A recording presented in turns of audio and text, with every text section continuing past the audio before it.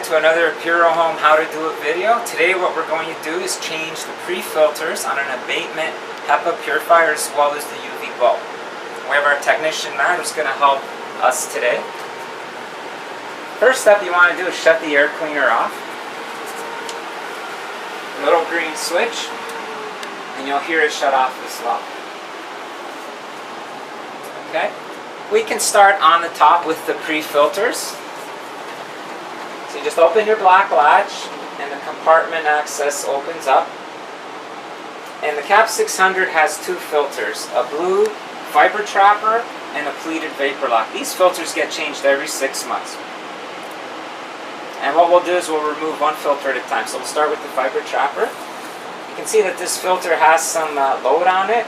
If you wish, you can vacuum your pre-filter perhaps every month or two. And you want to put the filter back in the slot. So we'll show you one mistake customers make. So Matt's putting the filter in, and we've oriented it this way on purpose. You can see that the filter is sticking out. It's not perfectly square. So if you do this, rotate the filter 90 degrees and reinsert.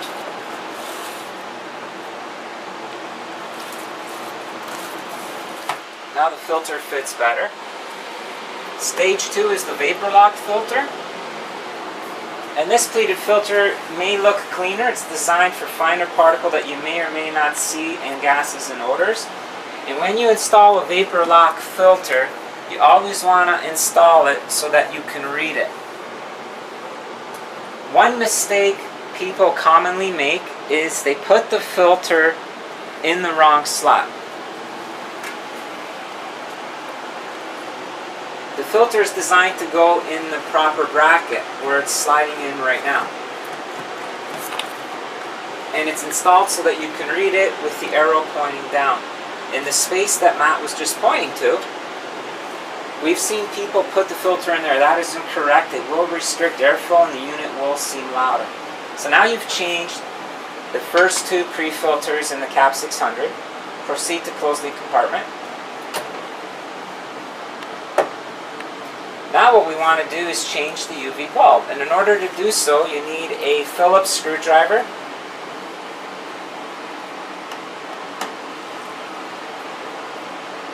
And your unit, depending on the year it was made, will have either 5 or 8 screws. So those screws need to come off. Now that you've removed all the screws, the front panel will come off. There'll be a bit of suction if your furnace fan is running. And we've been very careful to shut the unit off. There is also a safety switch that once it's triggered, there is no power going to the unit. That way you are not staring into the UV bulb. So now the next step is to take the bulb out, and we need to disconnect it from its electrical socket. Here you can see the electrical connection between the 4-pin connector and the UV bulb. And you'll notice that the UV bulb is in a bracket.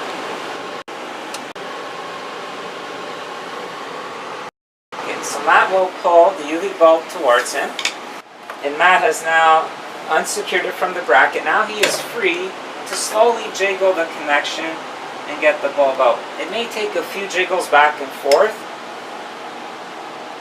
And now we will reinstall the new bulb, being careful not to touch the glass. So Matt is holding it by the ceramic ends. Perhaps the trickiest part of replacing your UV bulb is there is a bottom bracket that you cannot see. And Matt is fishing around with the bulb right now, and he can feel where the bottom bracket is.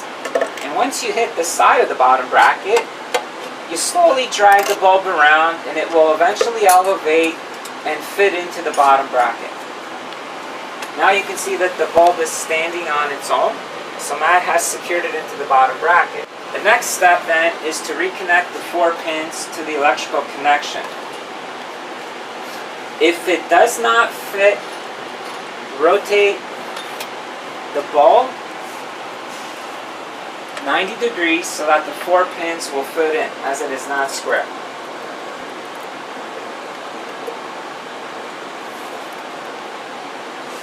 Once the electrical connection has been reestablished, Gently push the bulb back into the top clamp.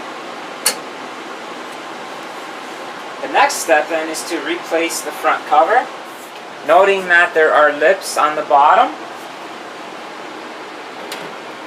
that slide into the base cabinet.